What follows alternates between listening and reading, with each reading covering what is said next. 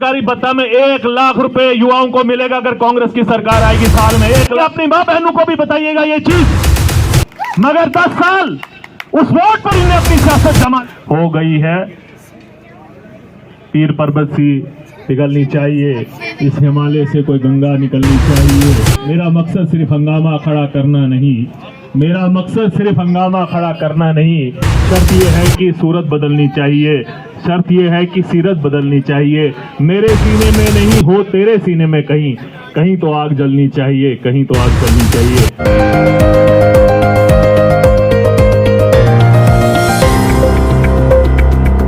मेरे भाई मकसद ये है कि पिछले 10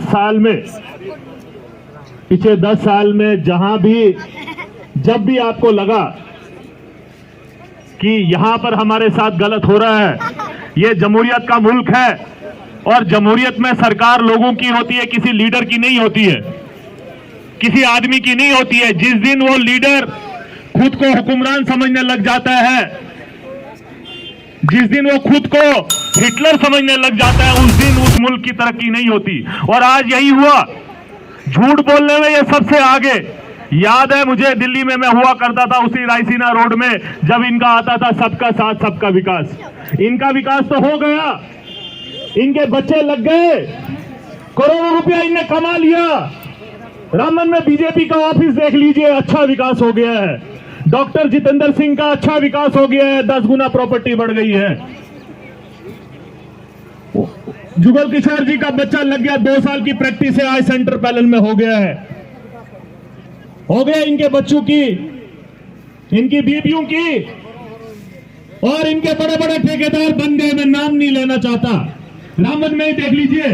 और हमारे पैसे से मिहाड़ में टनल बनता है, 400 मीटर टनल बनने के बाद गिर जाता है। वो करोड़ों रुपया किसका है? वो करोड़ों रुपया हमारा है। कि आज अगर हम चुप हो गए, बात चौधरी लाल सिंह की नहीं है। कल ये नारा दे रहे थे 400 पार। अब कहने की क्या जरूरत है अगर तुम 400 पार हो रहे हो? कोई कहता है कि मैं बहुत बड़ा पहलवान हूं, वो तो दिखता है। अगर फिरोज खान मोटा ताजा मैं दिखता हूं, कहने की क्या जरूरत है मैं मोटा ताजा हूं? वो तो मैं दिखता हूं,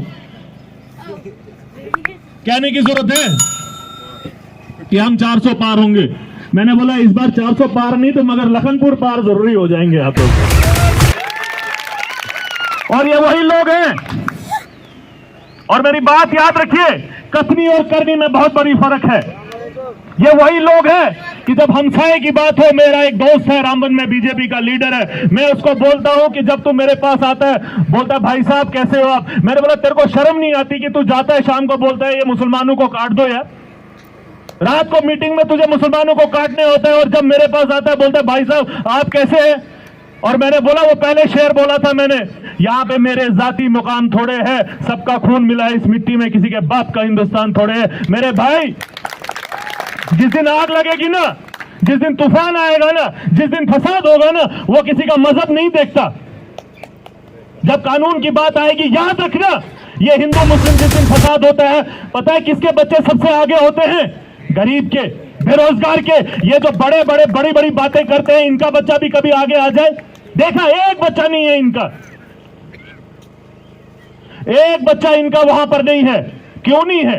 बेवकूफ बनाने के लिए हम लोग 10 साल में इनने सिर्फ हमें बेवकूफ बनाया है। और मैं गिनवा सकता हूं,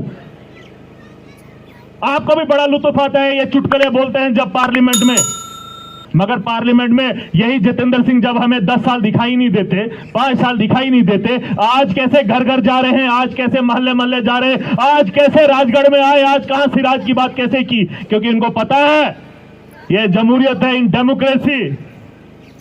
जमहूरियत में लोग बड़े होते हैं, लीडर बड़ा नहीं होता। और इसको पता है कि ये लोगों ने वोट मन बना दिया है। क्योंकि जैसे हमारे हुकुमचंद जी कह रहे थे, मेरी भी यही हाल है सर, मैं भी नहीं मिल पा रहा हूं। कहीं हुकुमचंद जी थे यहाँ पे, बड़ा अच्छा उन्होंने बोला, जब मैं कठुआ मुझे लगा कि यार ठीक है, यहाँ तो जितेंद्र सिंह जी के चौधरी साहब क्या करेंगे। मैं सच बोलता हूँ, जब कठुआ में भीड़ देखी ना, मैंने बोला कुछ हो गया। और कल जो लास्ट वो बोलते हैं ना, फाइनल नेल इन द कफन, जिस दिन कल मैंने उधमपुर में देखा ना, कांग्रेस की भीड़ उधमपुर में नहीं होती थी ना, मैंने देखी पिछले 10 साल में, पहले होती थी। मगर कल जब मैं स्टेज में बैठा था, मुझे नहीं दिखाई दे रहा था कि ये जो आखिरी आदमी वो कहां पर है। तो मैंने बोला लग गई वाट इसकी, अच्छे दिन आ गए इसके। और मैं सच कहता हूं कि आज मौका है इस चीज का, मैं आपको गिनाऊंगा। जम्मू कश्मीर बेरोजगारी में 1 नंबर है पूरे हिंदुस्तान में, 1 नंबर है पूरे हिंदुस्तान में।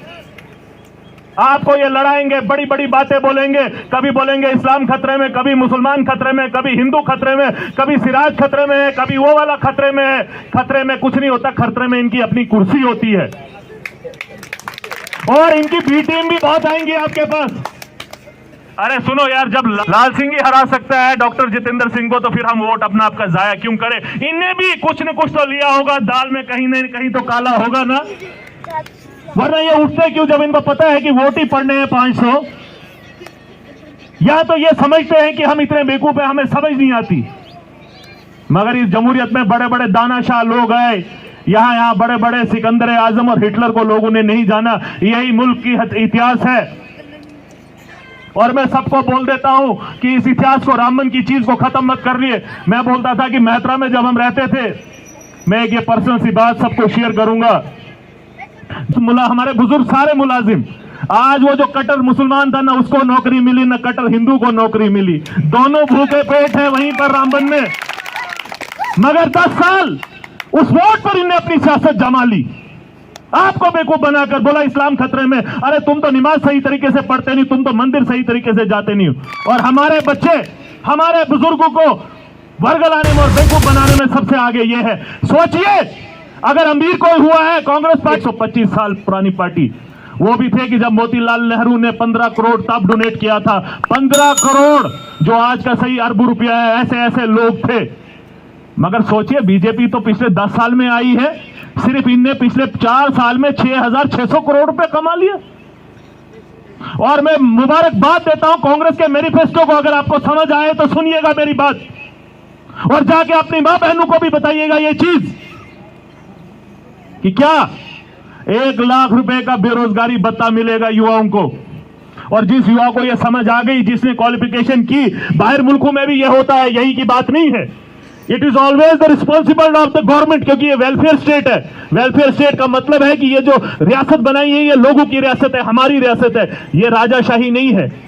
उसमें आपका इलाज भी फ्री होना चाहिए, आपको बेरोजगारी भत्ता भी। काम है सरकार का कि अगर हमें नौकरी नहीं दे सकते तो हमें बेरोजगारी भत्ता दिया जाए, हम कुछ खाना खा सरकारी भत्ता में 1 लाख रुपए युवाओं को मिलेगा अगर कांग्रेस की सरकार आएगी। साल में 1 लाख रुपए, महीने का 60,000 रुपए। वो लड़का जिसने MBA किया है, कॉलेज में BA किया है, वो जिसने BTech किया है, वो शान से कहेगा कहीं चोरी करनी नहीं पड़ेगी, उसको शर्म नहीं आएगी कहीं पर। वो मेरी माँ और बहन को 1 लाख रुपए मिलेगा, 8,500 रुपए महीने का।